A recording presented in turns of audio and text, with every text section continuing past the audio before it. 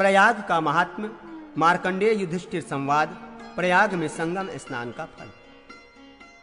ऋषियों ने कहा, सुव्रत, अविमुक्त क्षेत्र वाराणसी के महात्मा का आपने भली भांति वर्णन किया।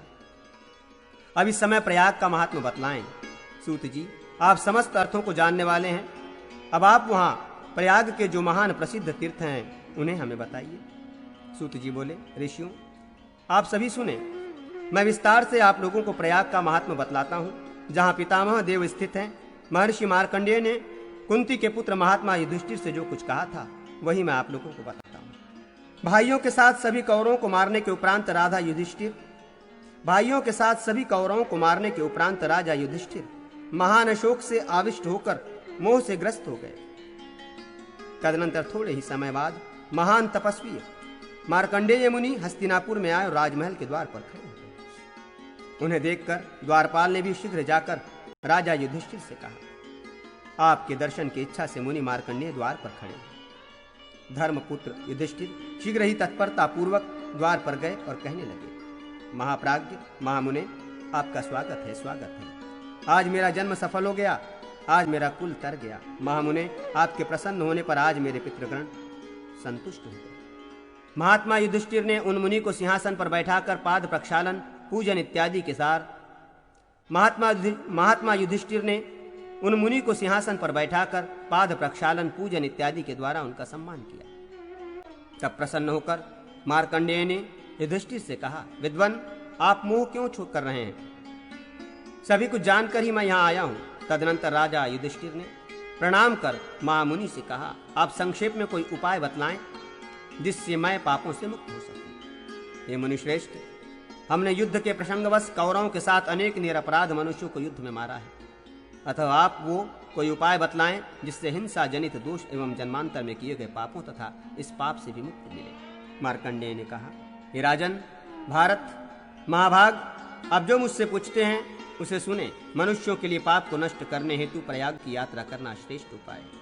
वहां सभी देवताओं के ईश्वर महादेव, रुद्रदेव और स्वयंभू भगवान ब्रह्मा देवताओं के साथ विराजमान है। युधिष्ठिर बोले, भगवान, मैं सुनना चाहता हूं कि प्रयाग जाने का फल है, क्या फल है? वहां मरने वालों की कौन सी गति होती है और वहां स्नान करने वालों को क्या फल मिलता है? जो प्रयाग में निवास करते हैं उन्हें क्या फल मिलता है? आपको ये सब कुछ ज्ञात है, अतः मुझे वो सब बताएं। आपको नमस्कार है। मार्कंडेय ने कहा, वत्स, प्राचीन काल में महर्षियों द्वारा कही गई प्रयाग की महिमा एवं प्रयाग निवास का फल आदि जो कुछ मैंने सुना है उसे मैं भली भांति आपको बतलाऊंगा। ये प्रजापति क्षेत्र तीनों लोकों में विख्यात है। यहाँ पर स्नान करने वाले स्वर्गलोक में जाते हैं और जो यहाँ मृत्यु को प्राप्त होते हैं उनका पुनर्जन्म नहीं होता। यहाँ ब्रह्मा आदि देवता मिलकर प्रयाग निवासियों की रक्षा करते हैं और सभी पापों को दूर करने वाले अन्य भी अनेक तीर्थ यहाँ हैं। मैं सैकड़ों वर्षों में भी उसका वर्णन नहीं कर सकता, तथापि संक्षेप में ही प्रयाग की महिमा का कीर्तन करता हूँ। 60,000 धनुष जाहवी गंगा की रक्षा करते हैं और 7 अश्वों को वाहन बनाने वाले सविता देव सदा यमुना की रक्षा करते हैं। प्रयाग में विशेष रूप से इंद्र स्वयं निवास करते हैं।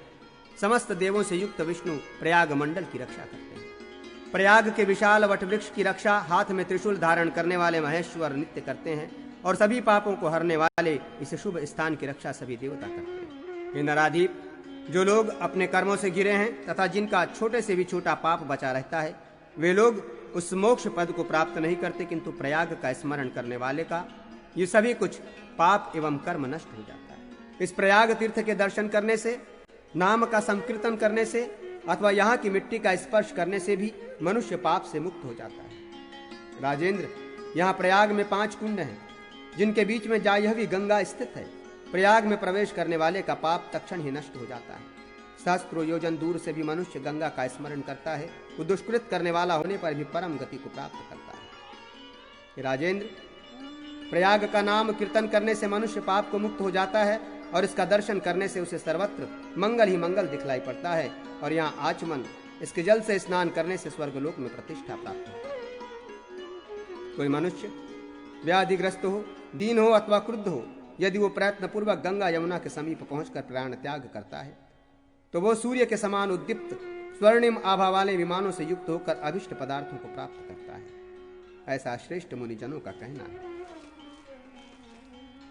वो शुभ लक्षणों वाला मनुष्य, सभी रत्नों से युक्त, अनेक प्रकार की दिव्य ध्वजाओं से परिपूर्ण और वरांगनाओं से समन्वित होकर आनंदित होता है।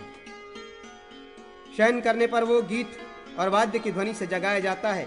जब तक वो जन्म का स्मरण नहीं करता तब तक स्वर्ग में प्रतिष्ठित रहता है। नरोत्तम, पुण्य कर्मों के क्षीण होने पर स्वर्ग से च्युत होकर वो स्वर्ण तथा रत्नों से परिपूर्ण समृद्ध कुल में जन्म लेता है और इसी तीर्थ प्रयाग का स्मरण करता है। स्मरण होने पर पुनः वहां जाता है। अपने देश विदेश अरण्य तथा घर में जो प्रयाग का स्मरण करते हुए प्राणों का परित्याग करता है वो ब्रह्मलोक प्राप्त करता है। ऐसा श्रेष्ठ मुनि कहते हैं। वो इस लोक में जाता है जहाँ के सभी वृक्ष इच्छानुसार फल देते हैं, जहाँ की भूमि स्वर्णमयी है और जहाँ ऋषि मुनि तथा सिद्धजन रहते हैं। अपने कर्मों के कारण वो सहस्त्रों स्त्रियों से रमणीय मंदाकिनी के शुभ तट पर मुनियों के साथ आनंद प्राप्त करता है। वो स्वर्ग में सिद्ध चारण गंधर्व तथा देवताओं से पूजित होता है। तदनंतर स्वर्ग से च्युत होने पर वो पुरुष जम्बूद्वीप का स्वामी होता है। तदुपरांत वो बार बार शुभ कर्मों का चिंतन करता हुआ गुणवान तथा धन संपन्न हो जाता है और मन वाणी तथा कर्म से सत्य धर्म पर प्रतिष्ठित रहता है। इसमें कोई संशय नहीं। जो व्यक्ति स्वकार्य पितृकार्य अथवा देवता की पूजा करते समय गंगा और यमुना के मध्य में ग्राम सुवर्ण मोती तथा अन्य कोई पदार्थ प्रतिग्रह दान में लेता है उसे तीर्थ का पुण्य उस समय तक नहीं मिलता जब तक वो दान लिए हुए पदार्थ का भोग करता रहता है। अतः तीर्थों तथा पवित्र मंदिरों में दान नहीं लेना चाहिए। द्विज को सभी प्रकार के प्रयोजनों में सावधान रहना चाहिए। श्रेष्ठ युधिष्ठिर, जो व्यक्ति प्रयाग में कपिल अथवा पाटल वर पर्ण की सुवर्ण मंडित सींग वाली रजत मंडित खुरों वाली वस्त्र से आच्छादित कंठ वाली पयस्वनी गाय का दान करता है वो उतने 1000 वर्षों तक रुद्रलोक में पूजित होता है जितने उस गाय के शरीर में रोम होते हैं।